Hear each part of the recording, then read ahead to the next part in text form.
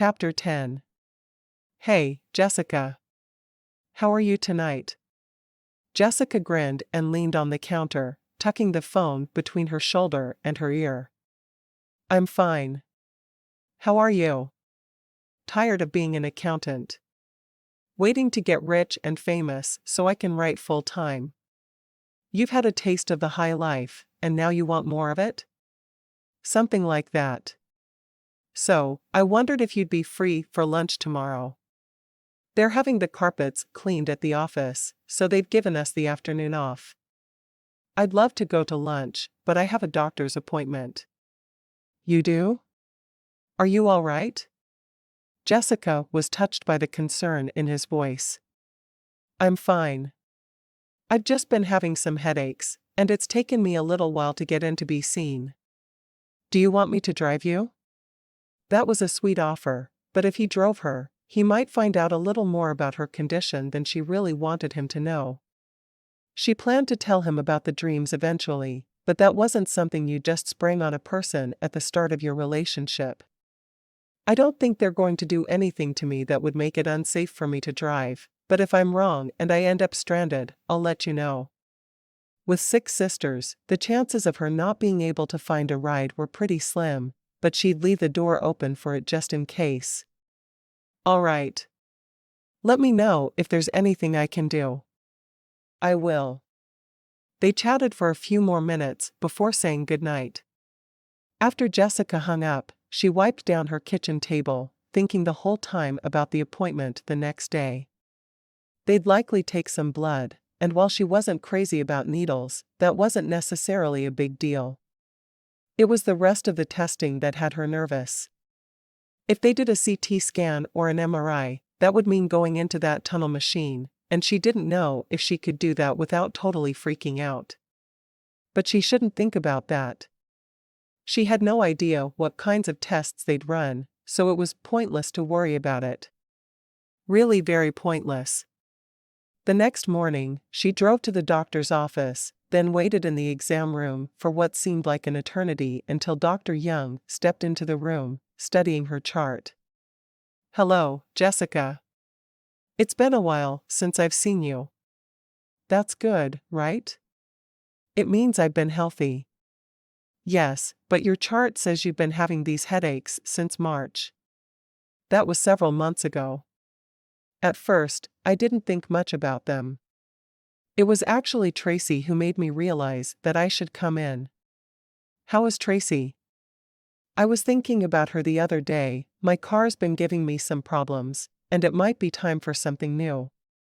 She's always got great stuff at her lot. I'm sure she can find you something. I'll give her a call. Now, let's get back to you. Describe these headaches to me. Jessica told him what the headaches felt like and how she knew she was getting one. Dr. Young nodded as she spoke, but little lines appeared between his eyebrows, and she knew he was concerned. There are several different causes for headaches, he said when she was finished. Let's start with the simplest ones, which are dehydration and too much sodium, fatigue and lack of sleep. Those are all very easy to fix. You said you've had your eyes checked recently, so we can scratch that off the list.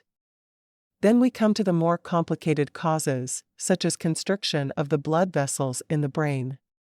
That can be caused by diet as well, but there could also be spasms taking place that would require medication.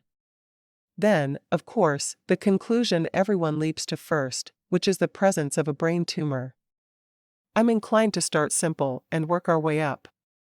I like that idea, Jessica replied. No need to get freaked out just yet. Let's do some blood work just to see what's going on.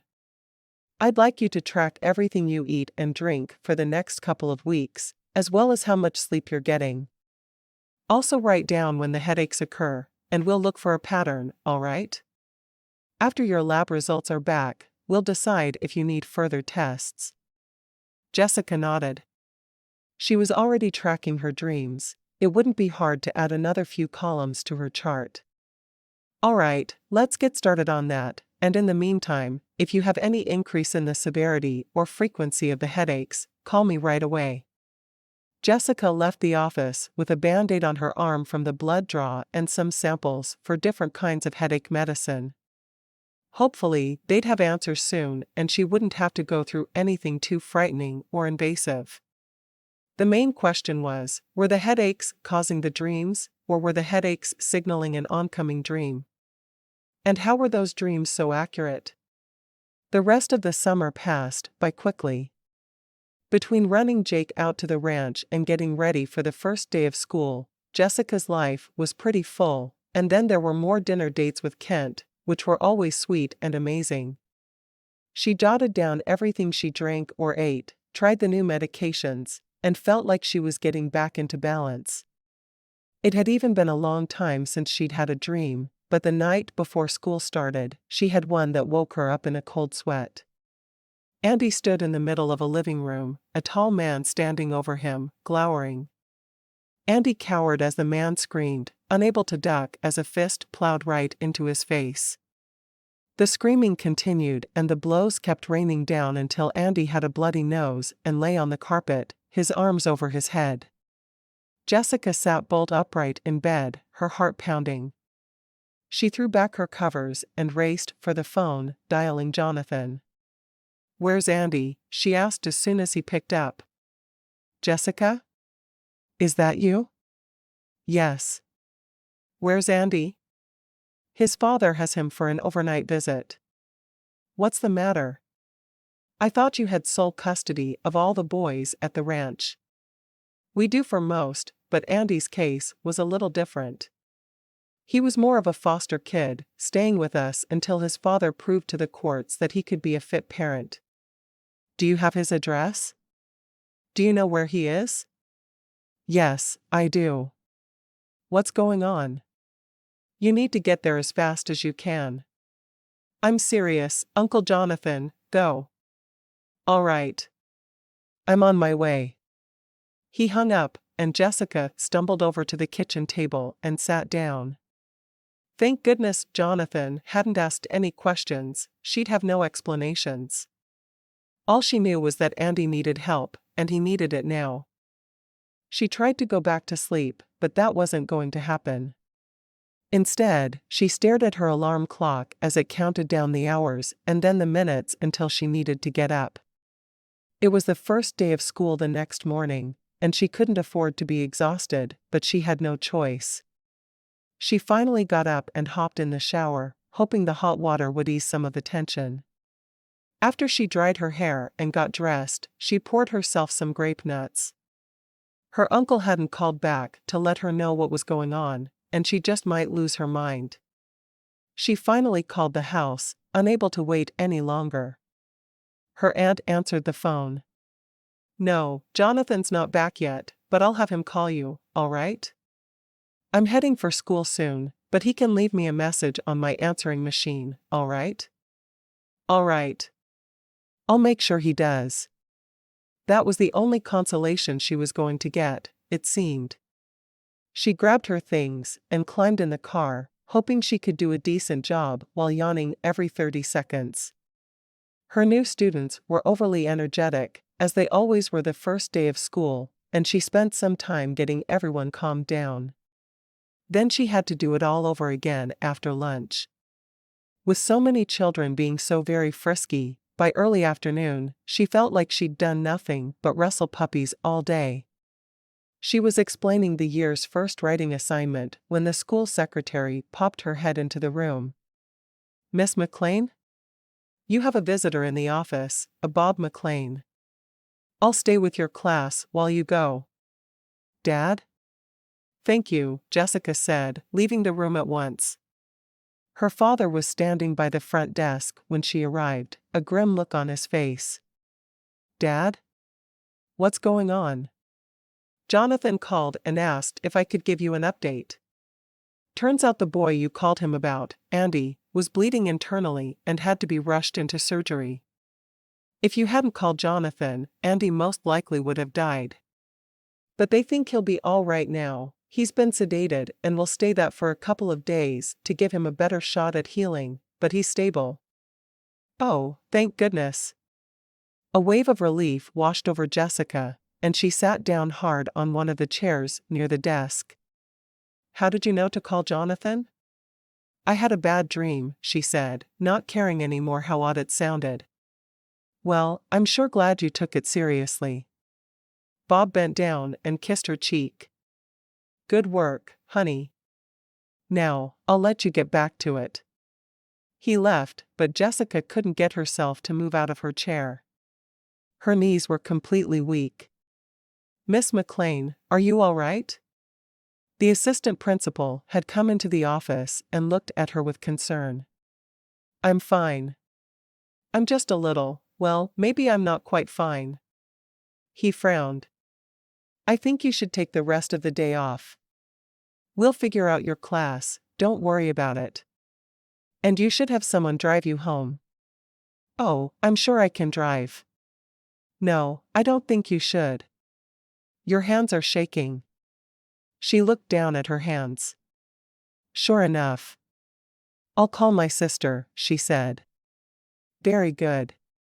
Now go, get your strength back so you can teach tomorrow."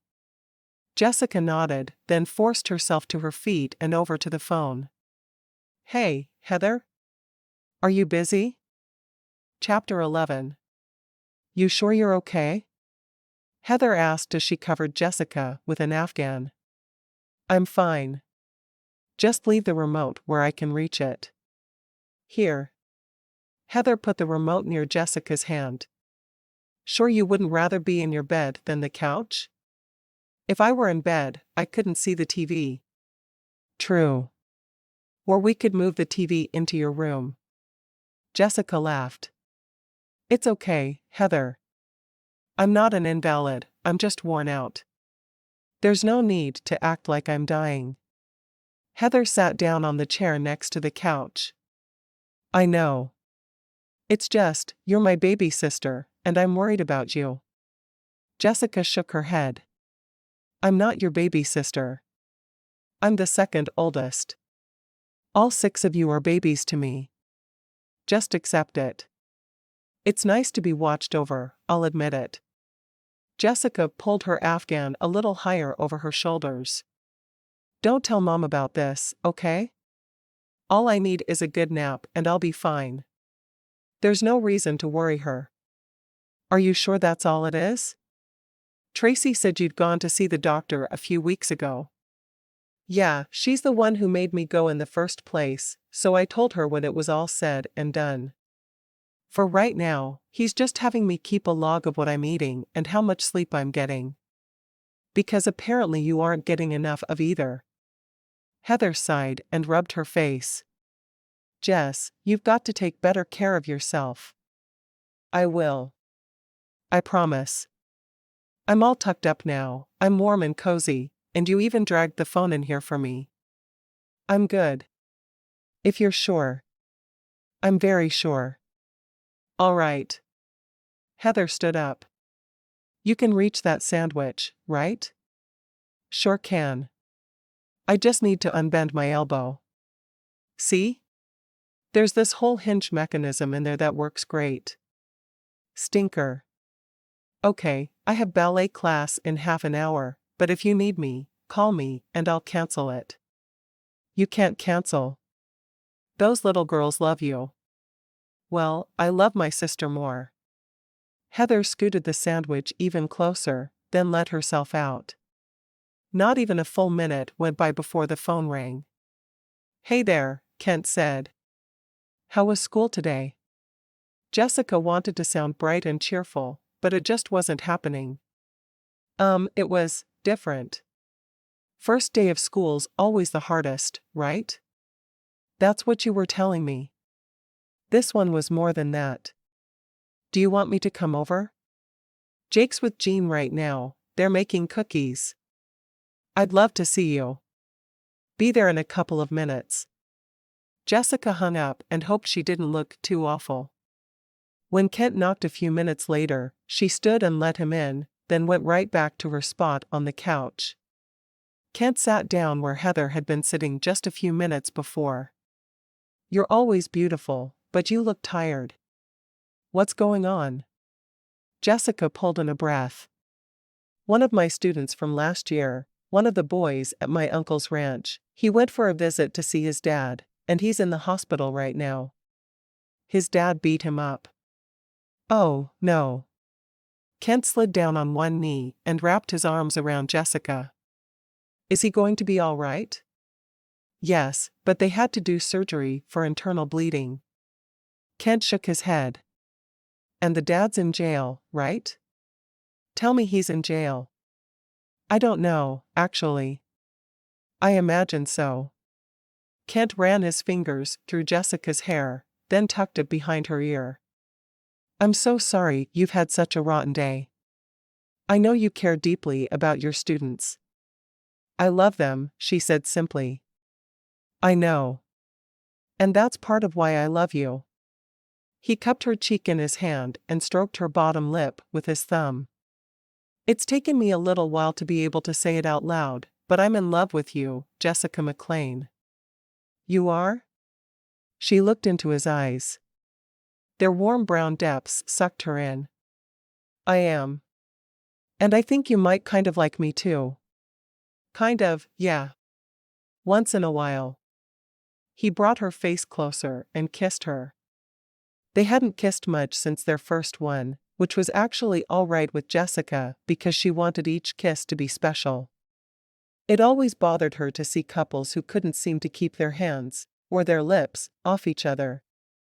This kiss was just right. It was warm and tender, with an underlying current of controlled passion. That's one of the things she liked most about Kent. She knew he was attracted to her, but he kept things under control. When he leaned back, she said, I might like you a little more often than just once in a while. I'm glad to hear that. It's very good for my self-esteem. She sat up a little and made room for him on the couch, then rested her head on his shoulder. Her heart was filled to bursting knowing that he was in love with her. She'd suspected it for a while, but it was so nice to hear. There were things he needed to know about her, though, things that she couldn't hide from him if she wanted to be honest in their relationship. Kent, I need to tell you something, she said. And I need to tell you something too, he replied. But you go first. Whatever he said, it couldn't possibly top what she was about to say. Are you? I mean, do you believe in dreams coming true? I don't mean like you wanting to be a songwriter and then becoming one. I mean, the dreams you have at night. Dreaming about something, and then it happens in real life? Yeah. Like that. I don't know. I guess I've never really thought about it. Jessica sat up and turned toward him. She needed to see his face while she talked. Last March, I started having strange dreams. I'd dream about a person doing something in particular, and then I'd find out they'd actually done that very thing at the same time I was dreaming it. Kent raised an eyebrow. Like, what kinds of things? I dreamed about Andy out on the ranch, that he'd stolen some things and hidden them in the barn. The next morning, I found out that's exactly what he'd been doing. That's pretty bizarre. What else? Jessica wasn't sure if he believed her or if he was just humoring her right now. The night Jake ran off from Jean's house. I knew where to find him because I dreamed he was at the cemetery. When Jean called me, all I had to do was drive out there. Kent held up a hand. That's how you found him? You dreamed where he was? Jessica nodded. How long has this been going on? You said since March? That's right. Are you some kind of psychic? I don't know, she said honestly. I have no idea. I just know that it's real and that it keeps happening. This boy, Andy, from my class. I dreamed he was getting hurt. I woke up, called my uncle, and that's how they found him. At first, I thought they were just weird dreams, but now I'm realizing how important they really are. Kent exhaled sharply. I don't know what to say. I wouldn't know what to say either. This isn't an easy conversation. She paused. What did you want to tell me? It can wait. No, I don't think it can. She'd rather have all her cards out on the table, all the hard conversations over with. He pressed his lips together and looked away, then back. I got a call this morning from Billy Blaine's manager. He's been showing my songs to a few of the movers and shakers in Nashville, and they want me to come out there for 6 months to collaborate with some of their songwriters. He says I have a natural ability to see an issue in a song and fix it. He'll help find an apartment for me and Jake, and I'd spend my time writing songs, which is what I love to do. Jessica blinked. That's fantastic, Kent. Writing full-time, that's what you've been wanting. It is, but I'd be gone a long time. 6 months, that's half a year. She tried to hide a smile. So I've been told. You know what I mean. It's forever. At first, I wanted to tell him no, that it would be too much upheaval for Jake. The person I thought about most was you. 6 months right now is during the school year, and the odds of flying you out for visits aren't very good. But then I realized that this is a sacrifice now to lay a foundation for tomorrow, and I think I need to do it. I agree. I think you should. Even though it hurt like fire to say it. If I leave, though, will you still be here when I get back? Hey, I haven't dated anyone for a long, long time, and I don't see that changing. Men aren't going to start popping out of the woodwork where there haven't been any men before. I don't know about that. You're an awfully amazing lady. He said that, but there was something clouding his eyes. Go. Do this amazing thing. And when you're done, we can reevaluate. We don't want to rush into anything anyway. Jake deserves better than that. Kent nodded. You're being remarkably reasonable about this. That's part of being a grown-up, isn't it? He took her hand and gave it a squeeze. If I go, are you all right? My head's spinning right now, and I need the chance to clear it. But I'll stay if you need me to. It's all right for you to leave. I'm feeling a little better every minute. He nodded, then stood up. I'll call you later? Yes, that's great. She watched him as he left the house and listened to the engine as he drove away. Well, if she ever needed a surefire way to dump a boyfriend, she'd just figured it out. Tell him you've been having paranormal dreams. Chapter 12. Kent and Jake walked into their new apartment in Nashville, and Jake let out a whoop. This is for us? All this, just for us? It was the biggest apartment Kent had ever seen, and it was already nicely furnished. They're hoping to keep us comfortable, so I'll decide to stay. And will you, Dad? Or are we going back to Bagley? Kent sat down in one of the living room chairs, suddenly tired. I don't know, Jake. We'll have to see how things go here. But I like Bagley, and I thought you liked Miss McClain. Jessica. Yes, he liked her very much. So much that his chest hurt when he thought about it. But he didn't know if he could accept the strange things she'd told him. They seemed too extraordinary, too out of this world. I do like her. So why aren't you marrying her? Kent sat back and looked at his son. Do you want me to marry her? Of course. Some things are just obvious, Dad. Plus, I know she's not going to try to replace Mom. She'll be her own self and do things in her own way. Kent shook his head. How'd you get to be so smart? I have a smart dad. And a smart teacher. Now, which room's mine? Look around and choose. But if there's one with an attached bathroom, hands off.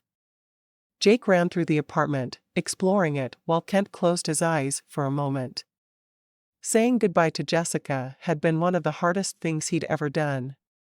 She'd recovered from her little bout of whatever it was pretty quickly, and when he'd come by to see her the next day, he wouldn't have even known she'd been sick if he hadn't seen it for himself.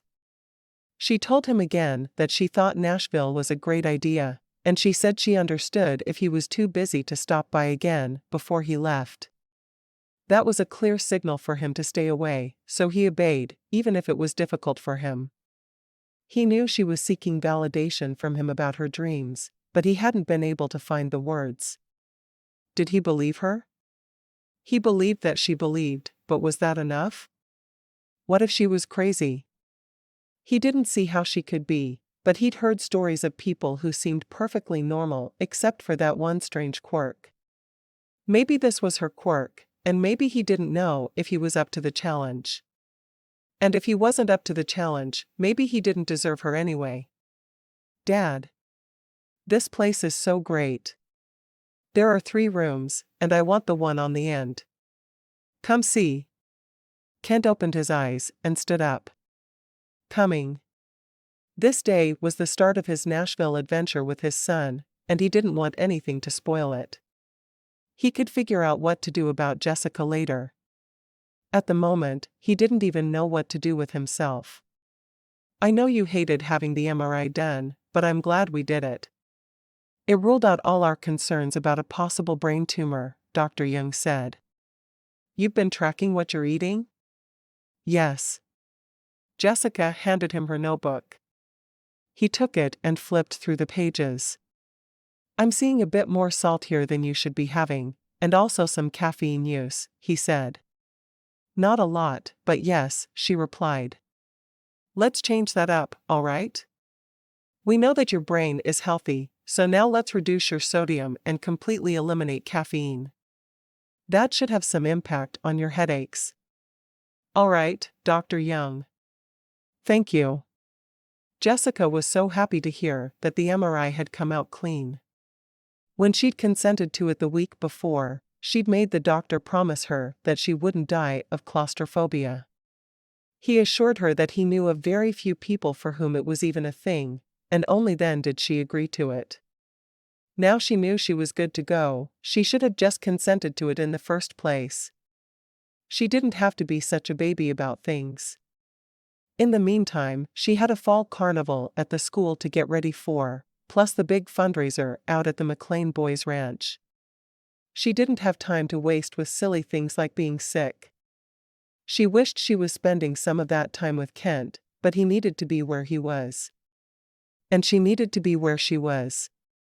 They were both being very mature, duty-bound people, and she didn't know about him, but she was miserable. Absolutely miserable. So, I've met a guy, Heather said casually. And I'm bringing him to the boys' ranch fundraiser. She picked up her soda and took a sip like she hadn't just said something startling and outrageous right in the middle of McDonald's. Jessica sat back and studied her sister. No way. Yes. His name is Michael Muir, and he's everything, Jessica finished for her. Heather blushed. I think he just might be. But he's from Idaho. There's nothing wrong with Idaho. World-famous potatoes, right? Right, but he's from Idaho. Jessica now caught on. And if you marry him, you'd be moving. Yeah. He's got a ranch up there, and I don't have a ranch down here. Have you settled anything? Have you made any plans? No proposal, but I think we both know. The first second I laid eyes on him, something clicked, and I just sensed that we were supposed to be together. It's all happened really fast, but that's how it is when it's right, isn't it? Jessica wasn't so sure. She and Kent had been on their little journey together for months, and while she believed they were supposed to be together, they were sure taking their own sweet time about it. I don't know, she replied. You know my track record with romance isn't that great. And I don't know either. I just know. I think he's the one. Jessica reached across the table and squeezed her sister's arm. That's so fantastic, and I'm glad you're bringing him to the fundraiser. Then we can all check him out together as a family. Yes, that's exactly what I was aiming for. Scrutiny by committee. Heather laughed and shook her head.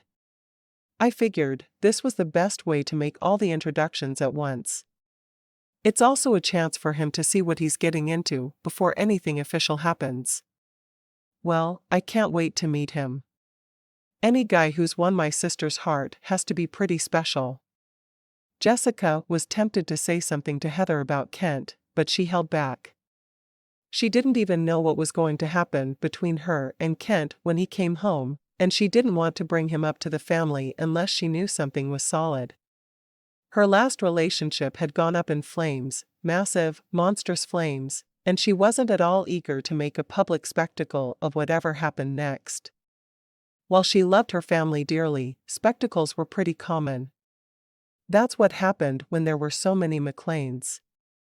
I just hope you pick decent bridesmaid dresses for us to wear, she said, genuinely happy for her sister and wanting to think about something positive. I'll do my best, Heather replied. But you have to promise that you won't look prettier than I do. I'll try to look particularly ugly that day, Jessica promised, and they both laughed. Chapter 13. Papers. So many papers. Jessica looked at everything scattered on her dining room table and winced. Why had she given out 2 written assignments that week? It was going to take her forever to grade everything, and she was running low on chocolate. The phone rang, and she picked it up. McClain House of Madness and Mayhem. Kent's chuckle sounded through the line. That bad, huh?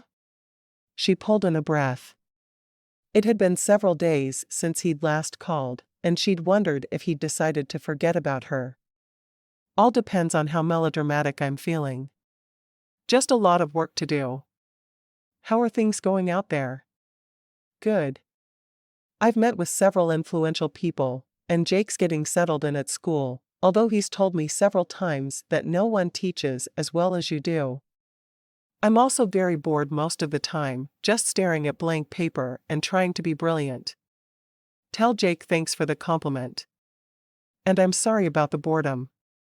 Aren't you getting out and doing anything fun? I've been to the Opry, which is a must, and that's about it so far. Sounds like you need to plan a day where you and Jake just take off and go touring around.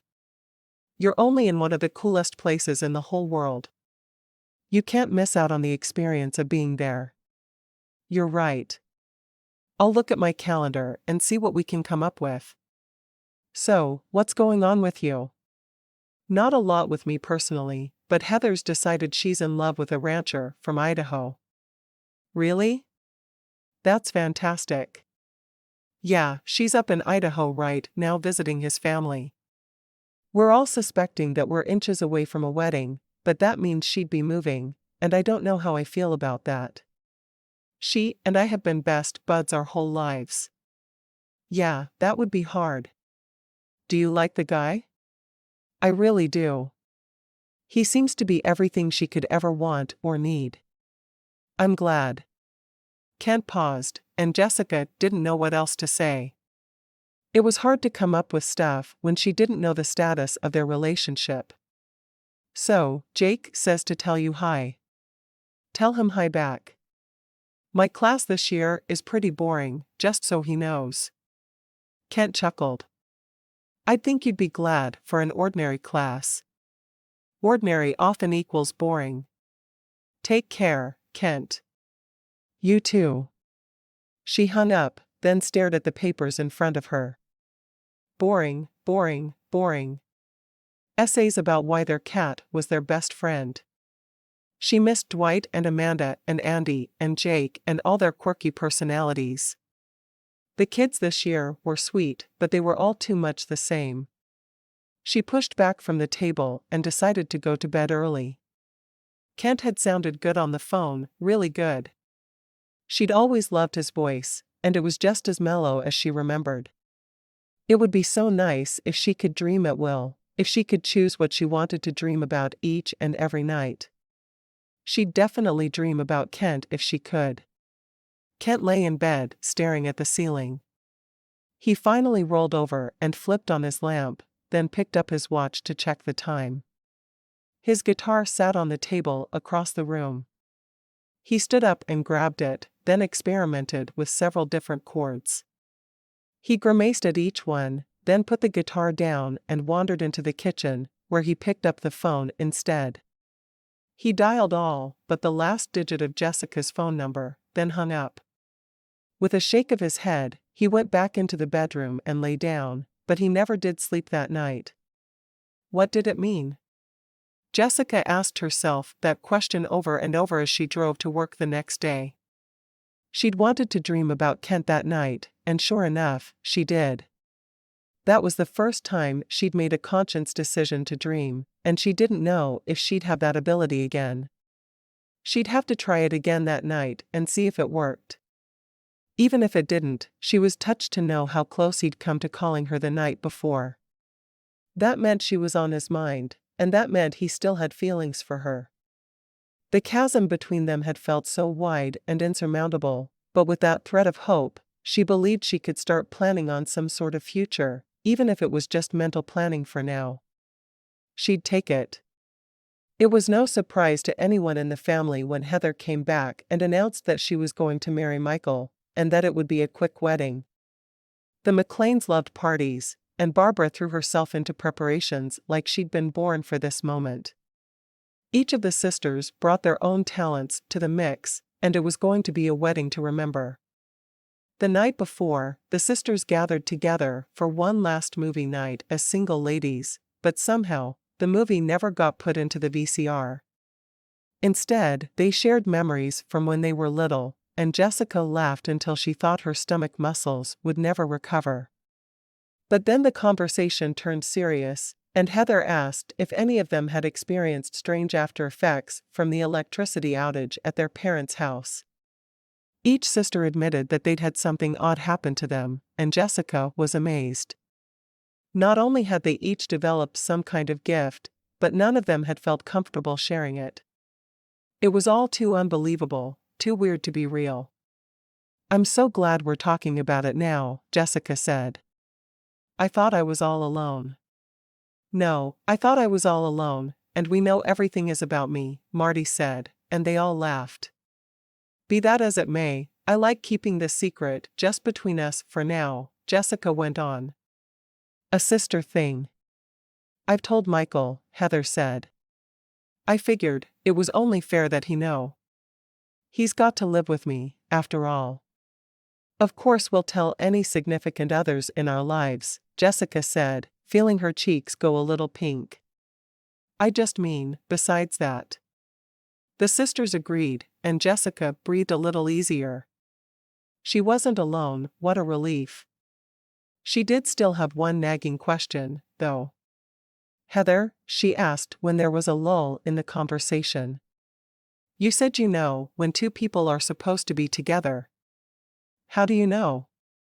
"Well, I can see their hues, their auras.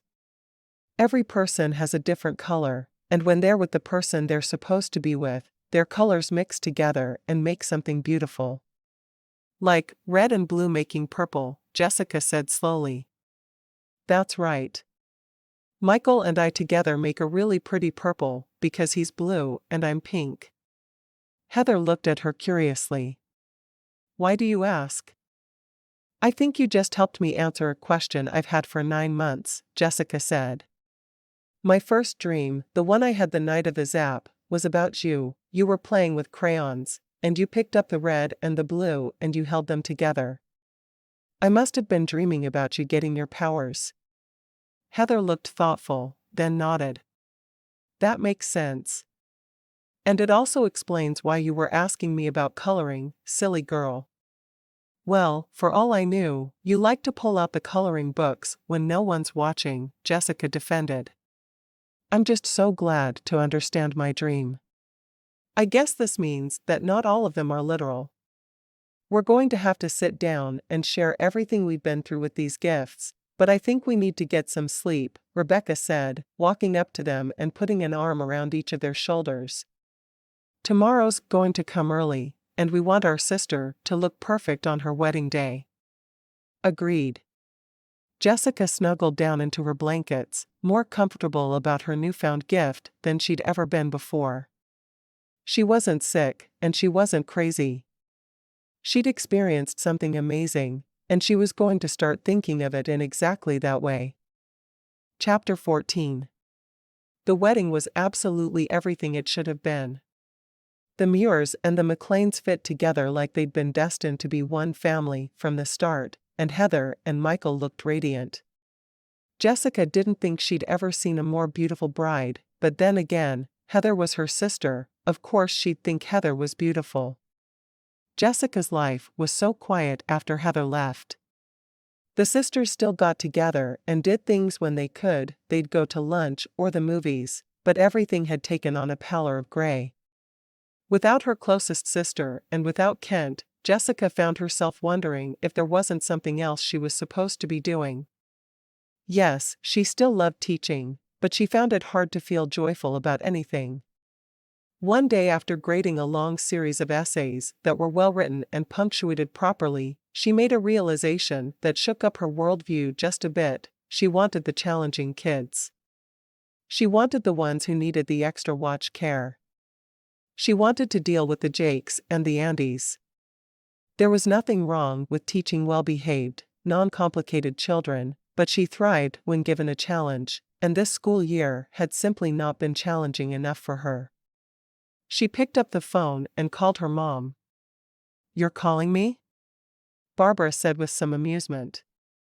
"I thought I was the only one who made phone calls around here." "Yeah, I do usually wait for you to call me, but I have a question. Or rather, I need some advice." "I'm all ears." "What would you say if I quit my job and went to work at a school where there were more challenges? Or if I tutored at-risk youth?" "I'm so bored, Mom." The most exciting thing that happened today was that a fly got into the classroom. I need to feel as though I'm doing some real good, not just shepherding good students toward continuing to be good students. "I think I would cheer you on," Barbara said. "You've always done extremely well in those tough situations, and I can see how it would be satisfying to meet those challenges." Jessica pulled in a breath and let it out slowly. "Thanks, Mom. I just wanted your feedback before I did anything rash." "Be sure that you know where you're going when you quit," Barbara told her. "Being without a job isn't good for you." Jessica laughed. "Yeah, I know. Don't worry, I won't leap into anything until I've looked." After she hung up with her mother, Jessica looked at her table full of papers, and goosebumps ran down her arms. Had she really decided to leave her nice, safe job to venture out into the unknown and seek out new dragons to slay? Yes, she believed she had, and the thought was both terrifying and exhilarating. Best to sleep on it before she got too carried away. It was always a bad idea to make decisions tired. Jake rolled over in his sleep, and his pillow fell to the floor. Kent stooped over, picked it up, and tucked it back under his son's head, then left the room. Early morning light was streaming into the house, Jean's house, and Kent went downstairs to start a pot of coffee. He poured himself a cup, then carried it to the other room, where he sat down with a newspaper. Possibly the most boring dream Jessica had ever had in her life, but her heart wouldn't stop racing. She got up, hopped in the shower, and spent a little extra time on her hair. First, she put it in a banana clip, but she decided that was too casual. A rubber band would be even more casual, so no. Finally, she flipped her hair over and used a blow dryer on it, then teased up the front a little bit. Her hands shook the whole time. Kent was back. He was back early, and he was staying at Jean's. When the phone rang, it startled her, but only because it broke the silence in the house. She'd known he'd call ever since she dreamed about him. "Hey there," he said when she picked up. "How are you?" "I'm good. How are you?" She tried to sound calm. It almost worked. "Glad that I guessed right. It's Saturday morning, so you're home. I was worried for a few minutes that I might not catch you." "I have a terrible confession to make," she said. "I'm always home on Saturday mornings because I like watching cartoons." "Me too." He chuckled. "Hey, can we talk? I feel like we need to figure some things out." "Of course we can." Do you want to talk on the phone, or do you want to come over? You know I'm in town? Yeah. I had a dream about you last night. She held her breath, wondering how he'd react. You dreamed that I was here? Yes. I saw you pick up Jake's pillow and give it back to him, and then you made coffee and drank it while reading your newspaper. And you dreamed all that? He sounded like he couldn't move on beyond that fact. Yes. And you're wearing a blue button-down shirt, Levi jeans, white sneakers, and you've recently gotten a haircut. I'll be there in 15 minutes. He didn't say anything else, but just hung up. She paced her living room nervously while she waited. She knew that wouldn't do a single thing to pass the time, but it gave her something to do. When he knocked, she threw open the door, and there he was, looking exactly like he had in the dream, down to the white shoes. When you told me about the dreams, I thought you were just exhausted because of everything you'd been through, but then I got a little scared, he said before he'd even greeted her. I didn't know what to think. But after we got to Nashville, I realized how much I missed you, and every time I called you, that feeling just grew and grew until it was like a hole in my chest. So I came back because I knew I had to tell you how I felt. And here you are, she said, almost unable to speak. He'd come back just because he missed her? You dreamed about me this morning. You dreamed about the pillow and the coffee, you dreamed about my clothes. Is this a gift or a curse? What's going on? All I know is that each of my sisters have been experiencing something similar, she replied. There are special gifts that run through the men in the family, but not the women, so when this started, we didn't realize what was going on. Somehow or another, we've tapped into our family's inherited gifts. We're not crazy, and we're not witches. We're just us. Ked reached out and took her face in his hands. Can you forgive me for being so stupid about the whole thing? If I'd just listened better, if I hadn't been so skeptical, we could have been together this whole time. I don't blame you, she told him. This isn't easy. Of course I forgive you. He took a step closer and kissed her. She grabbed his collar and held on for dear life. She'd missed him so much, so very, very much. What about Nashville? She asked when the kiss ended. I told them a family emergency had come up and asked if I could work from home. They were fine with that. They'd just asked me to come back from time to time to check in. From time to time? That means they want more than just a few songs from you? He grinned. Yeah, I've been asked to collaborate on a few albums coming out next year. She threw her arms around his neck, laughing. Oh, I'm so happy for you. Does this mean you can quit your job? I'm absolutely quitting my job. Well, that's quite a coincidence, because so am I. He leaned back and looked at her. Really? Really? I need something more challenging. You have no idea how bored I've been this year. I tell you what. He took both her hands in his. Why don't we look for something together?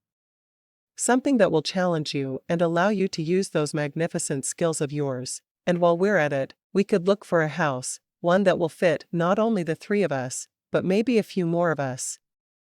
She looked at him skeptically. This is starting to sound like a marriage proposal. Oh, it's very much a marriage proposal. Don't mistake it for anything else. It's just, wow. Everything happening all at once. I only decided to quit last night, and then you just showed up, and now you're proposing. This is moving really fast. Well, if you like, I can leave now, and I can propose again tomorrow. Does that give you enough mental room to accept everything? But I don't want you to leave now. Then I'm proposing. See, I don't have any way not to. It's coming out of me of its own accord. I'm not even controlling my own mouth anymore. Marry me. Marry me. Marry me. She laughed. Heather said that when it was right, it would happen fast. What do you mean, fast? Didn't we meet last March? That's what I was thinking. We're the least fast people I know. That doesn't mean it's not right. Kent rubbed the backs of her hands with his thumbs. I love you, Jessica. I have for a very long time. I'm ready to move forward and create something new with my life, and I want you there by my side. Will you marry me? What does Jake say about it? Jake asked for you for Christmas. Jessica blinked. He did? He did. He told me that he wanted a new mom, and that it should be you.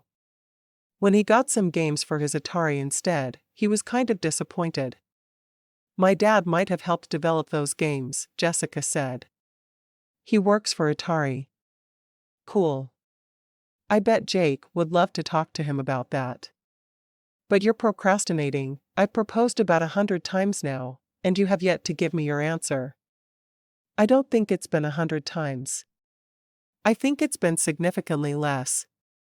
In fact, he pulled her close and kissed her again.